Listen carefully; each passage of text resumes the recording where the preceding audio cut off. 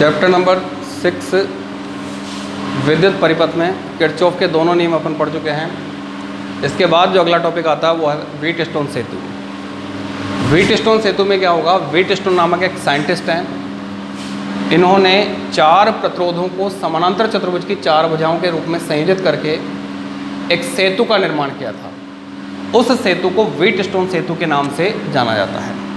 तो कंडीशन क्या होगी, जैसे एक प्रतिरोध हो गया, ये दूसरा प्रतिरोध हो गया, ये तीसरा प्रतिरोध हो गया और ये चौथा प्रतिरोध हो गया। ए, बी, सी और डी आमने सामने के इन दोनों बिंदुओं के बीच में एक धारा मापी और एक कुंजी K2 को यहाँ पर जोड़ दिया और ए और सी के बीच में एक बैटरी और एक कुंजी को यहाँ पर अपन ने क्या कर दिया, संयोजित कर दिया। ये कुंजी K1 हो गई और ये अपने पास बैटरी हो गई, प्लस और माइनस। इस प्रतिरोध का नाम R1 है, इसका नाम R2 है, इसका नाम R3 है और इसका नाम क्या है, R4 है।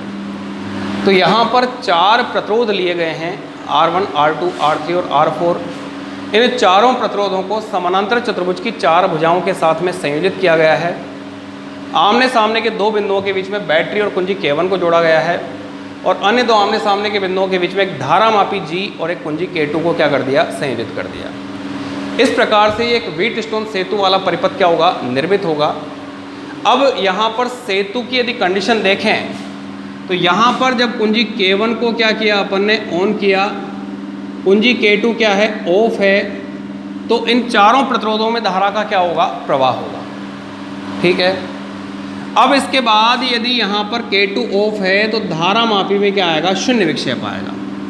यहाँ पर K1 भी ऑन है, K2 भी क्या कर दी, ऑन कर दी, और यहाँ पर यदि धारा मापी में शून्य विक्षेप है, यानी कुंजी K2 को भी ऑन कर दिया और फिर भी धारा मापी में शून्य विक्षेप यदि आता है तो ये व्हीटस्टोन सेतु के संतुलन की कंडीशन होगी।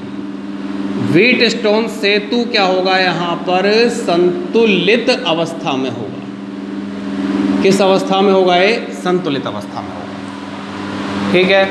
तो सेतु संतुलन की स्थिति क्या हो जाएगी कि कुंजी K1 को ऑन कर दें और K1 को ऑन करने के बाद कुंजी K2 को भी अपन ऑन कर दें और K2 को ऑन करने के बाद भी यदि धारा मापी में शून्य विक्षेप आता है तो व्हीटस्टोन सेतु यहाँ पर संतुलन की स्थिति में क्या होगा, प्राप्त होगा। यानी धारा मापी में जो शून्य विक्षेप की स्थिति है वो सेतु संतुलन की अवस्था को क्या करेगी, दर्शाएगी।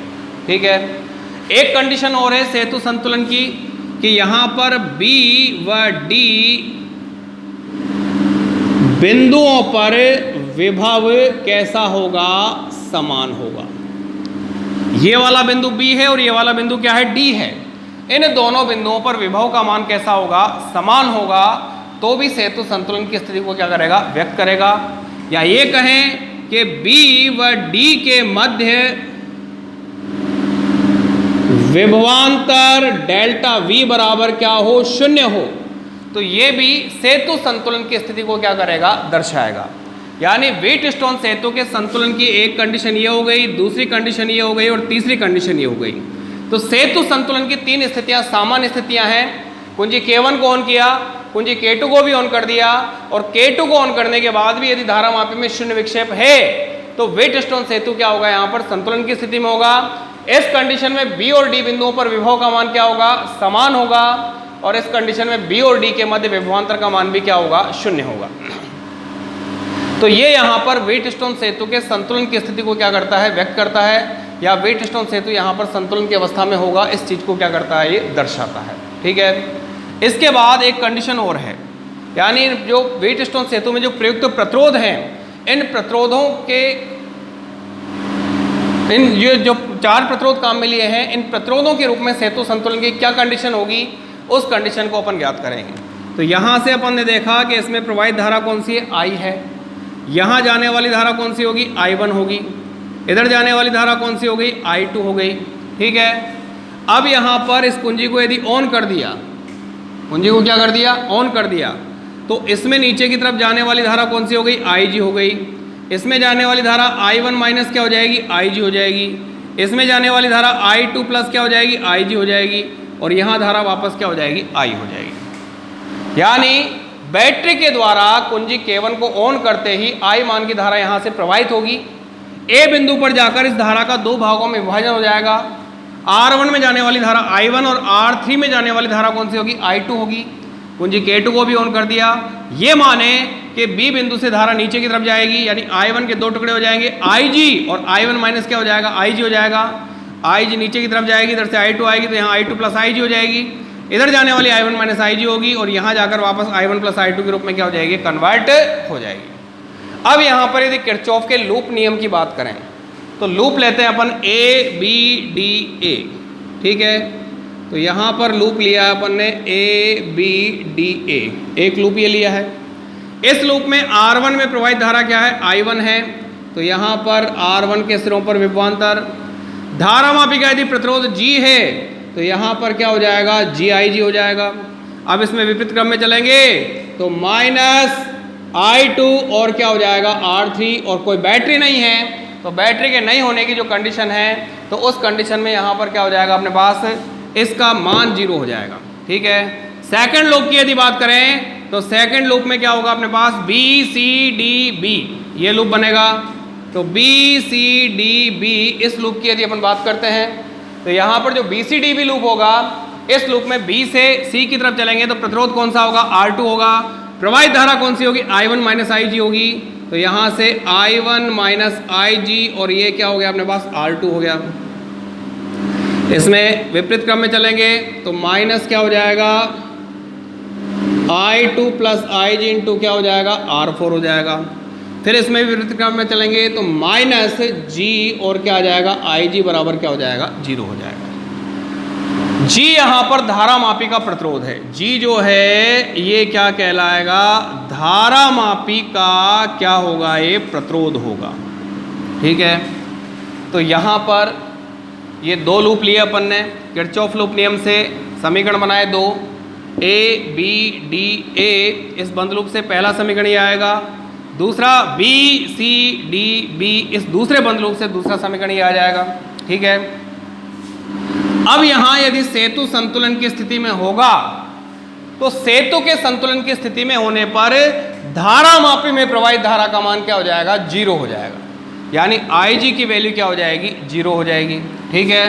तो यहाँ कंडीशन क्या आ गई? सेतु संतुलन की अवस्था में, और सेतु संतुलन की अवस्था की यदि अपन बात करें तो इस कंडीशन में IG बराबर क्या हो जाएगा? 0 हो जाएगा। IG का मान इसमें 0 रखा समीकरण 1 से, तो समीकरण 1 से क्या आ जाएगा? I1 R1 minus I2 R3 बराबर 0, और 2 से क्या आ जाएगा? I1 R2, IG का मान 0 हो जाएगा। तो I1 R2 और माइनस I2 R4, और ये बराबर क्या हो जाएगा? 0 हो जाएगा। यहाँ से यदि समीकरण देखें तो I1 R1 बराबर I2 R3, और यहाँ से देखें तो I1 R2 बराबर I2 R4 हो जाएगा। अब यहाँ से इन दोनों का यदि रेशो लें तो रेशो लेंगे तो यहाँ से R1 अपॉन R2 बराबर R3 अपॉन क्या आएगा? R4 आएगा। यानी जब सेतु संतुलन की स्थिति में होगा तो इन दोनों प्रतिरोधों का अनुपात इन दोनों प्रतिरोधों के अनुपात के क्या होगा? तुल्य होगा। तो यहाँ से अपन कह सकते हैं कि चौथी जो कंडीशन है वो चौथी कंडीशन सेतु संतुलन की क्या होगी? R1 अपॉन R2 बराबर R3 अपॉन क्या होगा? R4 होगा। यानी अनुपातिक भुजाओं के प्रतिरोधों का अनुपात क्या आएगा? एक समान प्राप्त होगा, ठीक है। तो व्हीटस्टोन नामक जो वैज्ञानिक थे उन्होंने क्या किया है? 4 प्रतिरोधों को समानांतर चतुर्भुज की 4 भुजाओं के साथ में संयोजित किया। संयोजित करने के बाद दो आमने सामने के बिंदुओं के बीच में एक बैटरी और एक कुंजी K1 को जोड़ दिया। अन्य दो आमने सामने के बिंदुओं के बीच में उन्होंने एक गैल्वेनोमीटर और एक दूसरी कुंजी K2 को क्या कर दिया? संयोजित कर दिया। इसके बाद उन्होंने बताया कि सेतु संतुलन की जो स्थिति होती है उसमें कुंजी K1 को ऑन कर दें और कुंजी K2 को भी ऑन कर दें तो धारा मापी में यदि शून्य विक्षेप आता है तो सेतु क्या होता है? संतुलन की स्थिति में प्राप्त होता है, ठीक है। इसके बाद दूसरी कंडीशन क्या है कि B और D बिंदुओं पर विभव का मान क्या होता है? समान होता है। और तीसरी कंडीशन क्या है कि B और D के मध्य विभवांतर का मान क्या होता है? 0 होता है। चौथी कंडीशन अपने को ज्ञात करनी है कि इसमें जो 4 प्रतिरोध अपन ने काम में लिए हैं, इन चारों जो प्रतिरोध हैं, इन चारों प्रतिरोधों के रूप में सेतु संतुलन की क्या कंडीशंस होगी। इसको ज्ञात करने के लिए कुंजी K1 को जब ऑन किया तो कुंजी K1 को ऑन करते ही इसमें धारा प्रवाहित प्रारंभ हो गया। धारा प्रवाह प्रारंभ हो गया तो A बिंदु पर जाकर धारा 2 भागों में डिवाइड हो गई, I1 और I2 के रूप में। फिर B बिंदु पर जाकर धारा इधर से IG गई तो इधर I1 माइनस IG हो जाएगी, इधर से I2 जा रही है, इधर से IG आ रही है, तो इसमें जाने वाली धारा I2 प्लस क्या हो जाएगी, IG हो जाएगी। और वापस यहाँ इन दोनों का योग कर देंगे तो योग करने पर I1 प्लस I2 जो किसके बराबर होगा, I के बराबर होगा। ये धारा क्या होगी यहाँ पर प्राप्त होगी। अब यदि यहाँ पर किरचॉफ के लूप नियम का प्रयोग करें तो पहला लूप बनाया अपन ने A B D A। इस बंद लूप में देखें तो इस प्रतिरोध के सिरों पर विभवांतर, धारा मापी के सिरों पर विभवांतर और इस R3 के सिरों पर विभवांतर। R3 में धारा प्रवाह के विपरीत चलेंगे तो चिन्ह कौन सा आ जाएगा, माइनस आ जाएगा। इसके बाद दूसरा लूप बनाया B C D B। इस लूप की यदि बात करें तो R2 के सिरों पर विभवांतर, फिर R4 के सिरों पर विभवांतर विपरीत दिशा में चलेंगे तो चिन्ह माइनस आएगा, और फिर यहाँ पर G के सिरों पर विभवांतर, इसमें विपरीत दिशा में चलेंगे तो चिन्ह कौन सा आएगा, माइनस आएगा। ये 2 समीकरण अपन ने प्राप्त कर लिए, समीकरण 1 और 2। इसके बाद यदि सेतु संतुलन की स्थिति में होता है तो धारा मापी में प्रवाहित धारा का मान क्या होता है, 0 होता है, यानी IG का मान क्या हो जाएगा, 0 हो जाएगा। और इन दोनों समीकरणों में IG का मान 0 कर दिया।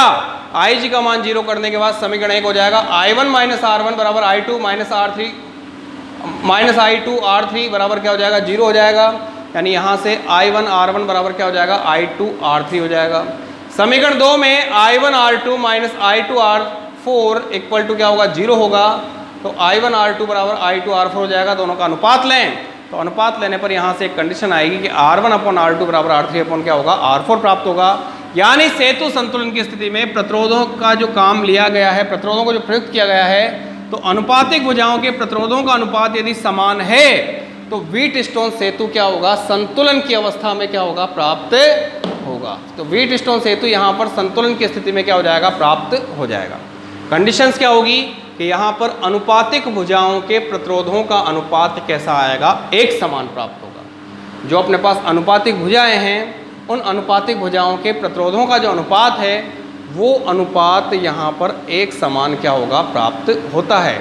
तो ये 4 कंडीशन अपने पास सेतु संतुलन की हो गई। पहली K1 ऑन है, K2 ऑन है तो धारा मापी में शून्य विक्षेप आएगा। दूसरी B और D बिंदुओं पर विभव का मान समान होगा।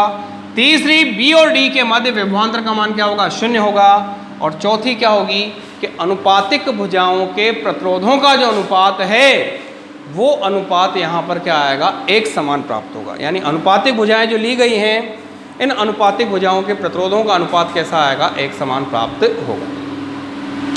अब व्हीटस्टोन सेतु पर सवाल जैसे देखें, संधारित्र का भी सवाल हो सकता है या फिर यहाँ पर प्रतिरोध के संयोजन का भी सवाल हो सकता है। ठीक है, संधारित्र संयोजन अपन चौथे चैप्टर में पढ़ चुके हैं, श्रेणी क्रम समांतर क्रम। ठीक है, और प्रतिरोध संयोजन अपन 5वें पाठ में पढ़ चुके हैं, श्रेणी क्रम और समांतर क्रम। जैसे यहाँ पर ये संधारित्र लिया, ये संधारित्र लिया, ये संधारित्र लिया, यहाँ से एक संधारित्र यूँ जोड़ दिया और दूसरा संधारित्र यूँ जोड़ दिया। ठीक है, ये तो है संधारित्र वाला। प्रतिरोध की यदि बात करें तो एक प्रतिरोध ये रहा, दूसरा प्रतिरोध ये रहा और तीसरा प्रतिरोध ये रहा। ठीक है, यहाँ से एक प्रतिरोध को इस प्रकार से जोड़ दिया और दूसरे प्रतिरोध को यहाँ से इस प्रकार से लेकर क्या कर दिया, संयोजित कर दिया। ठीक है, तो ये बिंदु क्या है अपने पास, A है, ये बिंदु क्या है, B है, ये बिंदु यहाँ पर A है और ये बिंदु क्या है अपने पास, B है। अब यहाँ से इन प्रतिरोधों का यदि अनुपात देखें तो कंडीशंस क्या होगी अपने पास, वो देखें कि यहाँ पर इसकी धारिता क्या है, C है, इसकी C है, इसकी C है, इसकी C है और इसकी क्या हो गई, tan C हो गई। इसी प्रकार से यहाँ इसका प्रतिरोध R है, यहाँ इसका प्रतिरोध R है, यहाँ इसका प्रतिरोध R है और यहाँ इसका प्रतिरोध R है और इसका प्रतिरोध कितना हो गया, tan R हो गया। तो यहाँ पर इन A और B के बीच में तुल्य धारिता ज्ञात करनी है या A और B के बीच में तुल्य प्रतिरोध का मान क्या करना है, ज्ञात करना है। तो यहाँ पर एक सेतु का निर्माण करेंगे। क्या बनेगा, यहाँ पर एक सेतु का निर्माण होगा। उस सेतु की यदि कंडीशन देखें तो ये कंडीशन हो जाएगी, तो ये एक सेतु यहाँ पर बन जाएगा। ठीक है, A और B है तो ये सिरा A हो गया और ये सिरा कौन सा हो जाएगा, B हो जाएगा। ठीक है, इसके बाद ये वाला सिरा कौन सा हो जाएगा अपने पास, P हो गया और इसका नाम क्या रख दिया अपन ने, Q रख दिया। तो ये सिरा P हो गया और ये सिरा क्या हो गया, Q हो गया। ठीक है। P और Q के बीच में एक tan C धारिता का संधारित्र है। A और Q के बीच में एक संधारित्र C धारिता का है, ठीक है। एक संधारित्र यहाँ पर क्या होगा, Q और B के बीच में होगा, तो Q और B के बीच में दूसरा संधारित्र हो गया। इसी प्रकार से एक संधारित्र यहाँ पर P और B के बीच में होगा, तो P और B के बीच में एक संधारित्र क्या हो गया, ये वाला हो गया, तो इसको C नाम दे दिया, ठीक। अब यहाँ पर क्या होगा कि इनकी धारिताओं का अनुपात समान है, तो यहाँ पर इस प्रतिरोध या इस संधारित्र का कोई महत्व नहीं होगा, क्योंकि इन दोनों बिंदुओं पर विभव का मान समान हो जाएगा। तो ये दोनों जो संधारित्र हैं, ये दोनों संधारित्र किस क्रम में हो जाएंगे, श्रेणी क्रम में हो जाएंगे। इधर ये दोनों संधारित्र भी किस क्रम में हो जाएंगे, श्रेणी क्रम में हो जाएंगे। और संधारित्रों का श्रेणी क्रम का सूत्र क्या होता है, 1/c डैश बराबर 1/c प्लस 1/c, यानी 1/c डैश बराबर 2/c, तो c डैश बराबर c/2 आ जाएगा। इन दोनों का यदि श्रेणी क्रम देखें तो 1/c डबल डैश बराबर 1/c प्लस 1/c, यानी c डबल डैश बराबर c/2 आ जाएगा, ठीक। अब अपने पास ये बिंदु कौन सा हो गया, A हो गया। एक संधारित्र यहाँ पर ये वाला हो गया, ठीक है, और दूसरा संधारित्र यहाँ पर ये वाला हो गया। इसकी धारिता कितनी है, c/2 है, इसकी धारिता कितनी है, c/2 है। अब ये दोनों संधारित्र किस क्रम में हो जाएंगे, यहाँ पर समांतर क्रम में हो जाएंगे। और जब ये दोनों संधारित्र समांतर क्रम में होंगे तो तुल्य धारिता C ट्रिपल डैश बराबर क्या होगा, c/2 प्लस c/2, तो c डबल डैश बराबर क्या आ जाएगा, c ट्रिपल डैश बराबर c आ जाएगा। यानी इस कंडीशन में A और B के बीच की तुल्य धारिता का मान क्या होगा, C के तुल्य होगा, ठीक है। तो ये तो है अपने पास संधारित्र पर आधारित क्वेश्चन। संधारित्र और संधारित्र में व्हीटस्टोन सेतु पर क्वेश्चन है, ठीक है। ये है अपने पास प्रतिरोध पर आधारित क्वेश्चन है। तो यहाँ पर क्या हो गया, प्रतिरोध है, और प्रतिरोध में क्या होगा, व्हीटस्टोन सेतु पर क्वेश्चन है। इसमें भी इस बिंदु का नाम दे दिया P, इस बिंदु का नाम क्या दे दिया, Q दे दिया। तो यहाँ पर ये एक प्रतिरोध हो गया, ये दूसरा प्रतिरोध हो गया, ये तीसरा प्रतिरोध हो गया, और ये चौथा प्रतिरोध हो गया, ठीक है। ये बिंदु A हो गया, ये बिंदु B हो गया, ये बिंदु P हो गया, ये बिंदु Q हो गया, और ये बीच वाला प्रतिरोध कितना हो गया, tan R हो गया। ये R है, ये R है, ये R है, और ये R है। तो अनुपातिक भुजाओं के प्रतिरोधों का अनुपात कैसा है, समान है। तो इस कंडीशन में इस प्रतिरोध का कोई महत्व नहीं रहेगा, क्योंकि इसमें कोई धारा प्रवाहित नहीं होगी। यहाँ से देखा तो ये दोनों प्रतिरोध किस क्रम में है, श्रेणी क्रम में है। फिर यहाँ से देखा तो ये दोनों प्रतिरोध किस क्रम में है, श्रेणी क्रम में है। तो यहाँ श्रेणी क्रम का तुल्य प्रतिरोध क्या होगा, R डैश, R प्लस क्या होगा, R बराबर 2R हो गया। यहाँ से श्रेणी क्रम का तुल्य प्रतिरोध R double dash, R plus R, और ये भी कितना हो गया, 2R हो गया। इसके बाद यहाँ से जो सर्किट बनेगा वो सर्किट इस प्रकार से बन जाएगा। ये एक प्रतिरोध हो गया, ये एक प्रतिरोध हो गया, ये बिंदु A हो गया, ये बिंदु B हो गया। ये कितना है अपने पास, 2R है, ये भी कितना है, 2R है। अब ये दोनों के दोनों प्रतिरोध किस क्रम में है, समांतर क्रम में है। तो यहाँ से ये प्रतिरोध किस क्रम में हो गए, समांतर क्रम में हो गए। समांतर क्रम का तुल्य प्रतिरोध 1/R triple dash 1/2R plus 1/2R, 2R LCM 1 + 1 2/2R, ये कट जाएगा। तो R ट्रिपल डैश बराबर क्या आ जाएगा, R ओम आ जाएगा। ये अपने पास प्रतिरोध के व्हीटस्टोन सेतु पर आधारित क्वेश्चन हो गया। यानी व्हीटस्टोन सेतु में अपन ने देखा था कि यदि अनुपातिक भुजाओं के प्रतिरोधों का अनुपात एक समान होता है तो यहाँ पर इस संधारित्र का कोई महत्व नहीं रहेगा, यहाँ पर इस प्रतिरोध का कोई महत्व नहीं रहेगा, क्योंकि अनुपातिक भुजा में ये दोनों प्रतिरोधों का अनुपात समान है। इन दोनों प्रतिरोधों का अनुपात, यानी इन दोनों का अनुपात और इन दोनों का अनुपात यदि समान होगा, या इन दोनों धारिताओं का और इन दोनों धारिताओं का अनुपात यदि समान होगा, तो व्हीटस्टोन सेतु के संतुलन की स्थिति होगी। और सेतु संतुलन की स्थिति में इसमें या इसमें धारा का कोई प्रवाह नहीं होगा, और जब इसमें जब धारा कोई प्रवाहित नहीं होगी तो सेतु संतुलन की स्थिति में क्या होगा, यहाँ पर तुल्य धारिता है, तुल्य प्रतिरोध का मान अपन क्या कर सकते हैं, ज्ञात कर सकते हैं। तो ये है अपने पास व्हीटस्टोन सेतु के संतुलन अवस्था पर आधारित एक क्वेश्चन है। ये संधारित्र पर आधारित क्वेश्चन है जो चैप्टर नंबर 4 में है। ये 5वें नंबर का जो ये प्रतिरोध के श्रेणी समांतर पर आधारित क्वेश्चन है जो चैप्टर नंबर किसमें 5 में है। तो इस प्रकार से आज अपन ने जो पढ़ा है वो है सेतु संतुलन, व्हीटस्टोन सेतु के संतुलन की स्थिति पर आधारित क्वेश्चन, ठीक है। इसमें यदि किसी प्रकार की कोई समस्या हो तो विद्यालय प्रबंधन से संपर्क करने का कष्ट करें। धन्यवाद।